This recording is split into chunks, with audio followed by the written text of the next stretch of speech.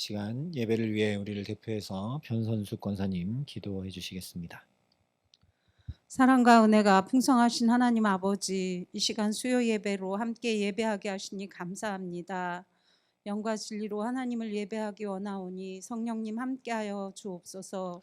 사랑은 여기 있으니 우리가 하나님을 사랑한 것이 아니요 하나님이 우리를 사랑하사 우리 죄를 속하기 위하여 화목제물로 그 아들을 보내셨음이라. 우리 주 예수님 친히 십자가에 달려 돌아가시기까지 사랑하여 주셨고 그 사랑을 저희들이 따라 살기를 원하셨지만 저희들은 주님의 사랑과 거리가 먼 삶을 살았음을 고백합니다. 주님 용서하여 주옵소서. 주께서 말씀하신 대로 예수님이 우리를 사랑하신 것 같이 서로 사랑함으로 그리스도의 제자됨을 나타내는 삶을 살기 원하오니 성령님 도와주옵소서. 우리의 힘으로는 할 수 없음을 고백하며 주님의 은혜를 간구합니다. 우리 안에 주님의 사랑으로 충만케 하시어 그 사랑이 차고 넘쳐 흘러 진정 하나님을 사랑하고 이웃을 사랑하는 삶이 되게 하옵소서. 아멘. 날마다 주님의 사랑을 더 깊이 깨달아 알며 경험하고 감사하는 삶을 살 수 있도록 도와주옵소서. 아멘. 주님의 핏값으로 세워주신 교회를 위해 기도합니다.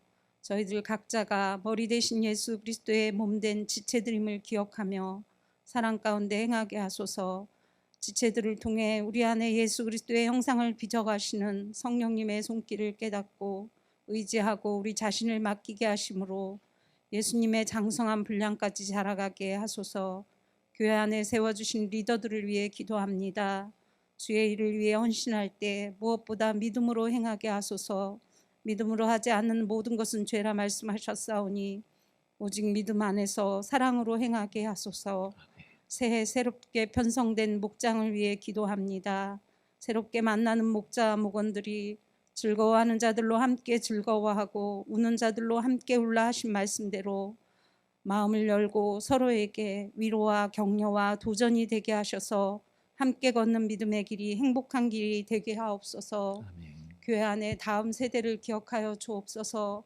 교육부에 속한 영혼들과 성도들 가정의 자녀들을 기억하여 주옵소서.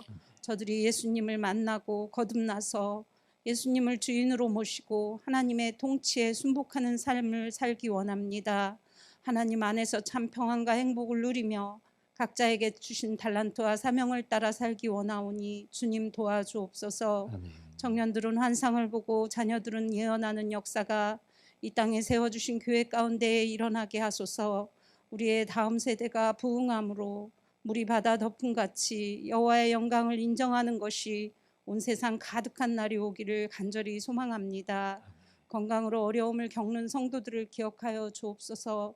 특별히 수술 후 회복 가운데 있는 조관사님 새 힘을 주시고 온전히 회복되어 주님께 영광 돌리게 하옵소서. 아멘. 이 시간 말씀을 전하실 목사님을 성령께서 붙들어 주옵소서.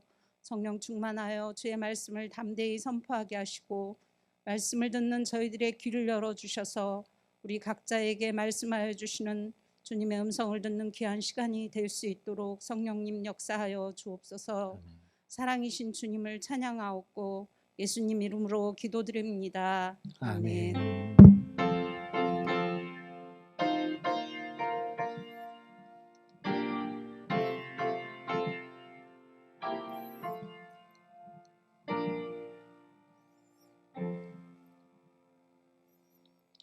오늘 우리에게 주시는 하나님 말씀은 마태복음 16장 1절부터 4절의 말씀입니다. 신약성경 26면에 있는 말씀입니다.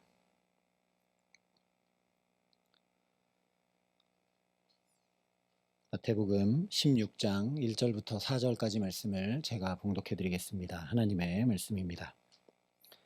바리새인과 사두개인들이 와서 예수를 시험하여 하늘로부터 오는 표적 보이기를 청하니 예수께서 대답하여 이르시되 너희가 저녁에 하늘이 붉으면 날이 좋겠다 하고 아침에 하늘이 붉고 흐리면 오늘은 날이 굳겠다 하나니 너희가 날씨는 분별할 줄 알면서 시대의 표적은 분별할 수 없느냐. 악하고 음란한 세대가 표적을 구하나 요나의 표적밖에는 보여줄 표적이 없느니라 하시고 그들을 떠나가시니라. 아멘. 합력하여 선을 이루어 가야 되는데 합력하여 망해가는 경우들이 있습니다. 오늘 말씀에 보면 평소에는 전혀 합력하지 않는 두 집단이 함께 합력하여 망해가는 걸 보게 됩니다. 바리새인과 사두개인들은 서로의 신학적 견해 차이 때문에 대립했던 두 집단입니다. 특별히 사두개인들이 부활이 없다 했기 때문에 부활 신앙을 가지고 있었던 이 바리새인들과 부딪혔습니다. 그런데 그렇게 서로 대립했던 이 사람들이 예수를 시험하여 넘어뜨리고자 힘을 합칩니다. 그리고 오늘 예수님이 그들을 떠나가시죠. 합력하여 망해가는 겁니다. 표적을 보이지 않으면 바로 정죄하고 단죄하려고 예수를 넘어뜨리고자 표적 보이기를 요청을 합니다. 그러자 예수님께서 이렇게 말씀하시죠. 너희가 저녁에 하늘이 붉으면 날이 좋겠다 하고 아침에 하늘이 붉고 흐리면 오늘은 날이 굳겠다 하나니 너희가 날씨는 분별할 줄 알면서 시대의 표적은 분별할 수 없느냐. 그런데 이 말씀을 가만히 생각해 보면 좀 이상합니다. 여러분, 시대의 표적이 분별하기 쉽습니까? 날씨를 분별하기가 쉽습니까? 오늘 우리 시대의 표적이 무엇일까요? 여러분이 시대에 일어나는 여러 가지 일들과 사건들과 현상들을 보면서 그 표적을 잘 분별하여 살아가고 계십니까? 북한이 도발하는 것이 시대의 표적일까요? 그게 표적이라면 그러면 미국의 도움을 요청해야 될까요? 중국의 도움을 요청해야 될까요? 러시아의 도움을 요청해야 될까요? 아니면 우리도 맞대응하고 도발해야 될까요? 아니면 품고 여전히 퍼주고 사랑하고 해야 될까요? 매우 복잡하고 미묘한 문제입니다. 이것이 쉬운 문제였다면 진작 지도자들이 다 풀고 해결했겠죠. 이보다 더 어려운 문제도 없을 겁니다. 시대의 표적보다 날씨가 분간하기 훨씬 쉽다는 거죠. 구름이 많이 끼고 흐리면 비나 눈이 올 거라는 것 누구나 쉽게 예측이 가능합니다. 그런데 왜 예수님은 너희가 날씨는 분간할 줄 알면서 시대의 표적은 왜 모르느냐 이렇게 책망을 하시느냐라는 거죠. 시대의 표적은 모르기가 훨씬 더 쉬운 것인데 우리는 보통 허리나 다리에 관절 아픈 것으로 날씨를 예측하곤 하지 않습니까? 다리가 아프고 허리가 아프고 쑤시면 틀림없이 흐리고 비가 오죠. 날씨가 습해지고 기압이 높아지면 이 관절이 쑤셔오기 때문에 그렇습니다. 근데 예수님 당시 유대인들은 하늘의 색깔을 보고 날씨를 예측했습니다. 그래서 예수님이 하늘의 색깔 얘기를 하시죠.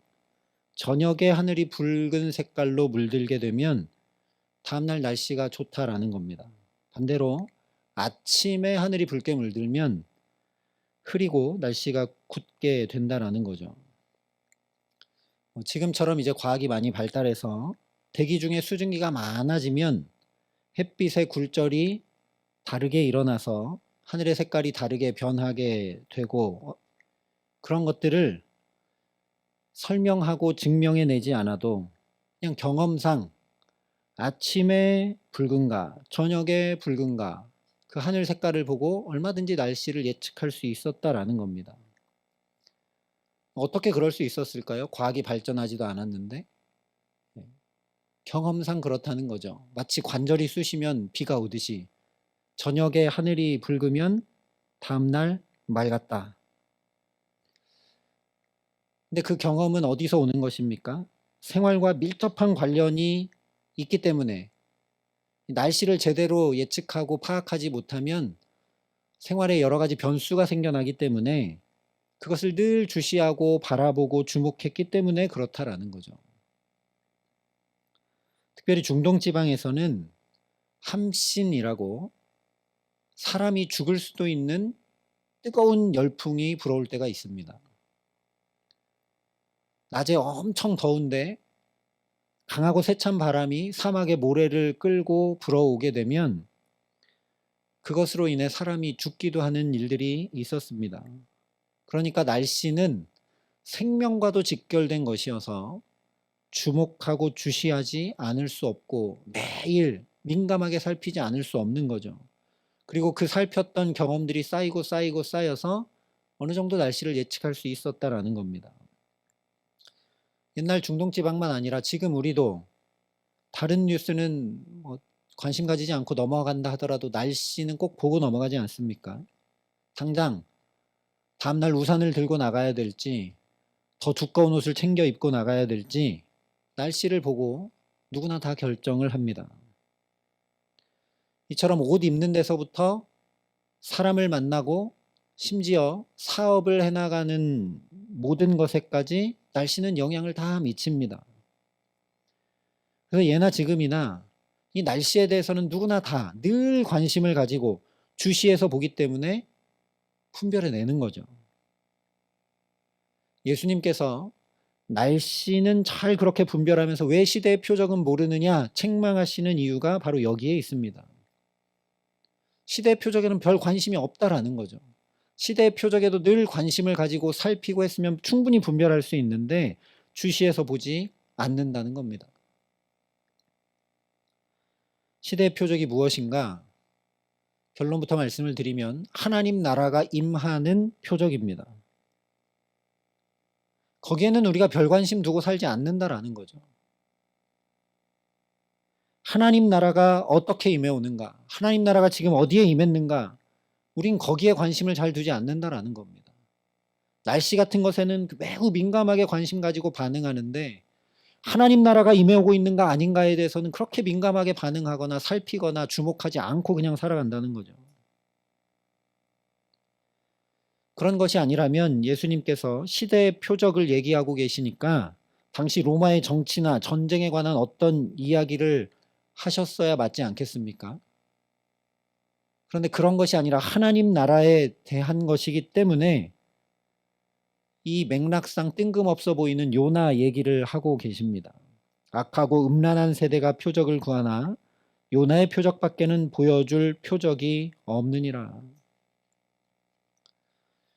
요나의 표적밖에 보일 것이 없다는 말씀이 무엇이겠습니까? 요나 이야기는 우리가 잘 아는 이야기 중에 하나죠.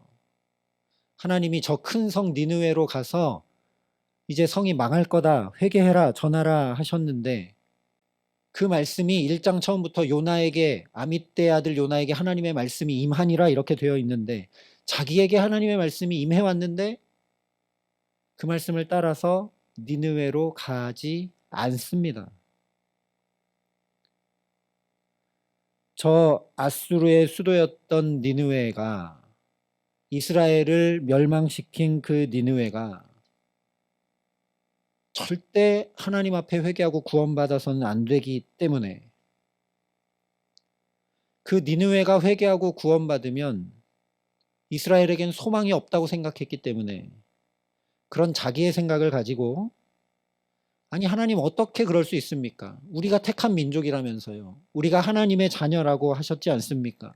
아브라함의 자손이 아닙니까? 그러면서 내가 가서 전하지 않으면 니느웨 아무 일도 안 일어나고 저대로 망하겠지. 아수르가 그렇게 망해버리면 하나님이 그렇게 망하실 것이 예비되어 있으니 회개하지 않고 망해버리면 우리 이스라엘이 살 길이 있겠지. 그래서 자기 마음대로 그 당시 땅끝이라고 여겼던 다시스로 도망가 버렸던 선지자가 바로 요나입니다. 이 세대가 그렇다라는 거죠.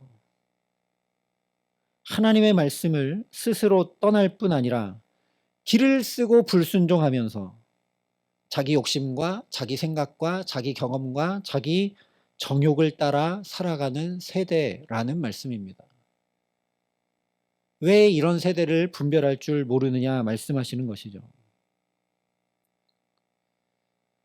하나님의 명확한 말씀, 내 발의 등이요 내 길에 비친 말씀, 구원으로 우리를 인도하는 그 생명의 말씀을 따라 살아가야 하는데 거기에 별 관심이 없고 세상 사람들이 어떻게 하는가, 유행은 뭔가, 이걸 하지 않으면 큰일 날 것처럼 그렇게 경험대로, 생각대로, 욕심대로 산다는 겁니다.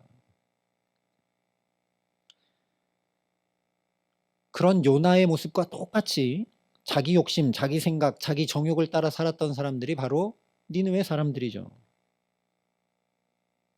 그런데 요나 이야기를 우리가 알고 있지만 그랬던 요나도 물고기 뱃속에서 구원을 받고 그랬던 니느웨 사람들도 죄를 뒤집어 쓰고 회개하여 구원을 받습니다. 요나의 표적이 바로 이것이죠. 거역과 자기 욕심, 자기 뜻대로 살아가는 데서 구원받고 하나님 나라가 임한 것, 그것이 바로 요나의 표적입니다. 하나님 앞에 죽기까지라도 내가 옳습니다 라고 항변했던 그 요나가, 그래서 하나님의 얼굴을 스스로 피하여 도망하는 죄악의 걸음을 걷던 요나가 물고기 뱃속에서 3일 만에 건짐받고 살아나 이제 하나님 말씀을 전하는 자로, 그가 말씀을 다 전한 것도 아니라 3일 길을 걸으며 전해야 되는데 단 하루만 전했는데도 왕부터 짐승까지 죄를 뒤집어 쓰고 온 백성이 회개하는 놀라운 하나님의 사람으로 살게 되었던 것이 바로 요나의 표적이라는 겁니다. 그래서 간단히 말하면 요나의 표적은 십자가와 부활을 가리키는 것입니다. 십자가 외에는 구원이 없죠. 이 예수 그리스도를 붙잡지 않고는 구원이, 하나님 나라가 결코 임해올 수 없습니다. 그렇게 스스로 하나님의 낯을 피하고 내가 죽기까지라도 옳고 하나님 어떻게 그럴 수 있으시냐라고 원망하고 불평하고, 그래서 나의 판단과 경험과 욕심대로 살아가는 그런 죄 가운데 빠져 있는 우리가 하나님께서 은혜로 값없이 죄 사하여 주심을 덧입지 않고는 결코 구원이 있을 수가 없습니다. 그러니 십자가의 부활, 그리고 십자가와 부활의 표적 외에는 예수님이 표적을 보여줄 것이 없다, 이렇게 말씀하시는 것이죠. 지금 이 사두개인과 바리새인들이 함께 와서, 원래 적이었는데 이제 예수님을 넘어뜨리려고 동지가 돼서 함께 와서 표적을 보여줘야 믿겠다. 하늘에서 만나를 내렸던 모세처럼 명확한 표적을 보여라, 하나님의 사람이라는. 그러면 우리가 믿겠다 라고 얘기하는 그들에게 이 요나의 표적 말고는 보여줄 표적이 없다, 이렇게 말씀을 하시는 겁니다. 내가 십자가와 부활의 표적 말고는 보일 표적이 없다. 그런데 우리가 마태복음 말씀을 지금 이 16장까지 오는 동안 계속 살펴봤지만 예수님께서 표적을 안 보여주셨습니까? 요나의 표적 외에, 즉 십자가와 부활 외에 그 어떤 표적도 예수님이 행하지 않고 보여주지 않으셨습니까? 전혀 그렇지 않습니다. 오히려 분명히 알 수밖에 없는 표적들을 계속해서 반복해서 분명하게 보여주셨죠. 바로 앞에 15장에서도 말 못하는 사람이 말하고 장애인이 온전하게 되고 다리 저는 사람이 걷고 맹인이 보게 되는 것, 저 이사야 선지자를 통해 예언된 말씀이 그대로 이루어지는 것, 실제 일어나는 것을 보여주셨습니다. 오병이어의 기적도 모자라서 또 4,000명을 먹이신 기적을 또 보여주셨습니다. 이미 수많은 표적들을 보여주셨죠. 그런데 왜 오늘 예수님께서 요나의 표적 외에는 내가 보여줄 표적이 없다, 이렇게 말씀을 하시는가? 그 많은 표적들을 보여주었지만 보면 분명히 알 수밖에 없는 것들을 보여주셨고 경험케 하셨고 누리게 하셨지만 그 표적이 표적되지 못하기 때문입니다. 오병이어의 표적을 보여주시면서 하나님 나라가 임하면 누구도 배고픈 자 없이 이런 잔치가 벌어진다, 아주 놀라운 표적을, 그것도 다른 사람이 뭐 병 낫고 다른 사람이 온전케 되고 이게 아니라 내가 직접 그 물고기와 떡을 받아 내 입에 넣어서 먹고 내가 배부른 내 온 몸으로 경험하였는데도 그 무리들이 어떻게 합니까? 예수님을 막 쫓아가서 왕 삼으려고 합니다. 그래서 예수님이 그들을 떠나가시죠. 표적이 표적되어서 예수님이 구세주이시구나. 예수님이 우리 죄를 도말하시고 하나님 나라를 이루시는 분이시구나. 주님하고 그 앞에 무릎을 꿇어야 되는데 표적이 표적되지 못했다는 겁니다. 실제 모세 시대처럼 하늘에서 만나가 내리고 반석에서 물이 나고 또 엘리야 시대처럼 하늘에서 불을 떨어뜨려서 바알과 아세라 선지자를 다 쳐서 멸해도 이스라엘 백성들이 그랬듯이 또한 아합 왕이 그랬듯이 완악한 세대에게 아무리 놀라운 표적을 보여줘도 분명히 알 수밖에 없는 표적을 보여줘도 하나님 나라가 임하지 못한다라는 거죠. 그 엄청난 기적을 모세가 계속 베풀었어도 엘리야가 하늘에서 불을 떨어뜨렸어도 인간은 회개하고 하나님 앞에 돌아올 줄 모르고 실패하고 말았습니다. 왜 그런가? 죄 문제가 해결되지 못했기 때문에 그렇습니다. 근본적인 죄 문제가 해결되지 않으면 아무리 크나큰 표적이 나타나도 소용이 없기 때문입니다. 처음 에덴 동산에서부터 그랬듯이 죄의 가장 큰 속성 중에 하나는 하나님을 떠나는 겁니다. 하나님 없이 자기 마음대로 행하는 것입니다. 그러면 어떻게 되느냐? 분명한 하나님의 말씀이 들려오는데도 심지어 내가 그 말씀을 들어서 알고 있는데도 듣지 못하고 깨닫지 못하게 됩니다. 분명한 성령의 역사가 일어나도 볼 줄 모르게 됩니다. 죄가 하나님과 우리 사이를 가로막기 때문이죠. 그러니 오늘 너희가 아무리 표적을 구해도 이 악하고 음란한 세대가 구하는 그런 표적, 하늘에서 만나가 내리고 반석에서 물이 터져 나오고 놀라운 그런 표적을 아무리 보여줘도 하나님 나라가 구원이 너희에게는 임하지 못한다라는 그런 말씀입니다. 그래서 안타까운 마음으로 책망하시는 것이죠. 너희는 왜 날씨는 분별할 줄 알면서 시대의 표적은 분별할 줄 모르느냐. 그런데 겉으로는 그 시대의 표적, 메시아가 오시고 하나님 나라가 임하는 표적, 누구보다 먼저 누구보다 가장 잘 분간해 내려고 가장 애쓰고 힘썼던 사람들이 바로 사두개인 바리새인들 아닙니까? 종교 지도자들 아닙니까? 그러나 사실은 저 날씨처럼 민감하게 참으로 내 생활과 생존이 걸려있는 문제로 하나님 나라를 구하고 찾지 않았다라는 겁니다. 진짜 우리 생존은, 우리의 삶과 영혼의 구원 문제는 하나님 나라가 임하는 데 달려 있는데 그 하나님 나라에 반응하려고 율법, 즉 하나님 말씀에 신경 쓰지 않았다는 겁니다. 오히려 어떻게 했느냐? 이 율법, 하나님의 말씀은 나를 더 드러내고 내 의를 더 드러내고 그래서 다른 이들을 더 정죄하려고 열심히 배우고 익히고 실천했다라는 거죠. 하나라도 틀림없이 행했다는 겁니다. 죄 사함 받아서 구원받는 일에 민감한 것이 아니라 오히려 자비와 긍휼 없이 죄의 죄를 더하고 더해갔다라는 겁니다.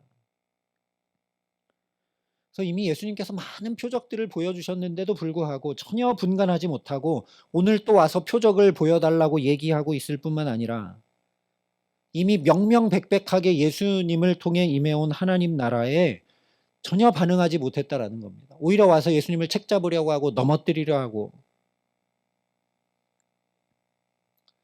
그래서 오늘 말씀 앞에 우리가 우리 자신을 좀 비추어 보고 살펴보고 되돌아보기를 원합니다. 나는 무엇에 예민하게 반응하면서 살아가고 있는가? 내가 민감한 건 뭔가? 나는 정말 나의 살아가는 일이, 이 생존이 하나님 나라에 주의 구원하심에 달려있기 때문에 지금 이렇게 예배하러 나와왔는가? 그 애타는 갈망과 타는 목마름이 내게 있기 때문에 주님을 구하고 이렇게 예배하고 있는가? 우리가 살펴야 된다는 겁니다. 이 사두개인과 바리새인들처럼 나도 그냥 겉으로만 아주 괜찮은 신앙인으로 살고 있는 것 아닌가?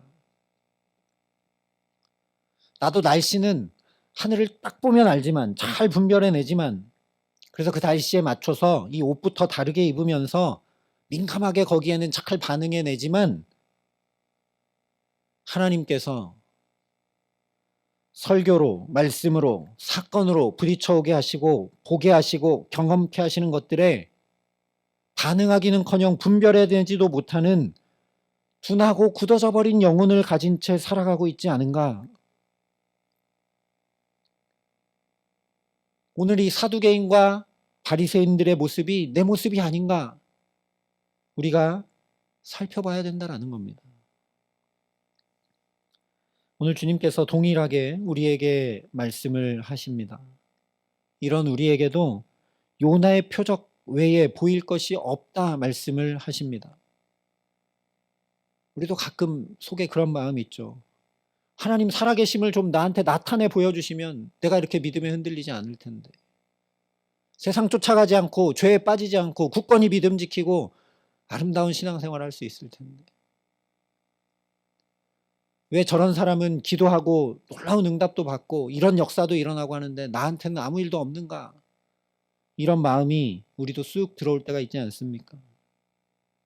그러나 그런 것으로는 하나님 나라 임해오지 않는다는 겁니다. 오직 죄의 문제를 해결하는 예수님의 십자가와 부활 외에는 하나님 나라가 임해올 방법이 없기 때문입니다. 오늘 말씀은 매우 충격적입니다. 예수님이 그들을 떠나가셨기 때문입니다. 이전에 바리새인, 서기관들, 종교 지도자들이 주님 앞에 나올 때는 예수님이 비록 그들을 향해 독사의 자식들아 라고까지 하실 정도로 책망하셨습니다. 근데 그렇게 책망하신다는 건 굉장히 애타는 긍휼과 사랑이 있다는 거죠. 소위 말하는 충격요법으로 유대인들은 뱀은 사탄을 가리켰던 것이기 때문에 자기들이 가장 의롭고 자기들이 가장 하나님 잘 섬긴다고 생각했던 이들에게 너희가 사탄의 자식들이다 라고까지 얘기하시면서 제발 좀 충격이라도 받아서 돌이키기를 원하시고 그렇게 붙들어 주셨던 예수님이 이제는 떠나가십니다. 왜냐? 예수님을 시험하고 넘어뜨리려 하니까요. 계속해서 그렇게 하니까요. 그렇게 해서 될 일이 아니고 오히려 정반대로 예수님을 붙잡고 또 붙잡아야 되는데 정반대로 행하고 있기 때문입니다. 우리가 해야 될 것도 동일합니다. 예수를 붙잡아야 합니다. 나도 주님 없이는 살 수가 없습니다. 요나의 모습이 곧 내 모습이고 이스라엘 백성들의 모습이 곧 내 모습이고 오늘 사두개인과 바리새인들의 모습이 곧 내 모습입니다. 주님. 나도 열심히 신앙생활 잘 해보려고 하고 믿음 지키며 살아보려고 하지만 또 죄 가운데 넘어지고 연약한지라 그것이 또 내 의의가 되고 그렇게 하지 않는 다른 이들을 보면 이 바리새인 또 사두개인들처럼 그것이 정죄로 나오기도 하고 판단으로 나오기도 하고 하나님 내가 그렇게 살아가고 있습니다. 나는 주님이 필요한 사람입니다. 주님 없이는 되지가 않습니다. 어금니를 꽉 깨물어도 안 되고 아무리 힘쓰고 노력해도 안 됩니다. 그래서 죄 때문에 또 이렇게 수고하고 무거운 짐진 자로 살아가고 있습니다. 주님, 이런 삶에서 나를 건져 구원하여 주옵소서. 주님, 내 손을 붙잡아 건져 주시옵소서. 이렇게 둔하고 굳어져 버린 영혼을 가진 나를 오늘도 지팡이와 막대기로 인도하시는 선한 목자 되신 그 예수가 없으면 나는 대체 바른 길을 걸어갈 수가 없습니다. 주님 나를 구원하여 주옵소서 하며 예수님을 붙잡는 저와 여러분 될 수 있기를 간절히 소망합니다. 주님, 저는 이 시대를 분간할 지혜가 없습니다. 우리 자녀들에게 이 시대를 잘 분간해서 어떻게 살아야 될지, 뭘 준비해야 될지 가르쳐 주어야 하고, 나도 나의 삶과 노년을 또 잘 준비하고, 그래서 하나님의 영광을 드러내는 하나님의 자녀의 삶을 살아야 하는데, 하나님, 나는 이 시대를 분간할 지혜가 없습니다. 하나님 나라가 임해오는 자리에 늘 내가 가까이 가고, 그 하나님 나라가 임해올 수 있도록 내 삶을 드리고 헌신하고 주 예수를 붙들고 살아가야 되는데 그럴 힘과 능력이 없습니다. 주님, 내게 자비와 은혜를 베풀어 주셔서 하루하루 살아갈 수 있는 지혜를 주십시오. 내 눈에 보이는 것과 내 생각과 경험대로 판단하며 살지 말게 하시고, 명확하게 주신 하나님의 말씀의 잣대에 비추어 분별할 줄 알게 하시고, 내가 살아가는 자리에서 순간순간마다 그 주님의 말씀이 기억나고 생각나게 하시고, 우리가 해야 될 크고 작은 수많은 결정들 가운데 함께 하셔서 바른 결정을 내려 그것으로 인해 하나님 나라가 조금이라도 더 확장되어 나아갈 수 있도록 주님 나를 붙드시고 인도하여 주옵소서. 돈과 사람과 물정에 민감하게 반응하기보다 하나님 말씀에 민감히 반응할 줄 아는 주님의 사람으로 살기 원합니다. 그렇게 먼저 주님의 나라와 의를 구하고 그 하나님 나라에 민감하게 반응하고 살피고 선택하는 삶을 살게 하시기를 간절히 기도합니다. 그렇게 간구하며 우리 모든 삶을 주님께 의탁함으로 주님 베푸시는 은혜 가운데 나의 뜻과 나의 계획과 나의 생각이 아니라 말씀이 또 이루어지고 말씀이 또 응답되어지고, 그래서 의와 평강과 희락이 넘치는 그 하나님 나라, 주 예수와 늘 동행하는 그 하나님 나라 이루고 누리며 살아가게 하시는 귀한 은총 더해 주시기를 우리 구주 예수 그리스도의 이름으로 간절히 축원합니다.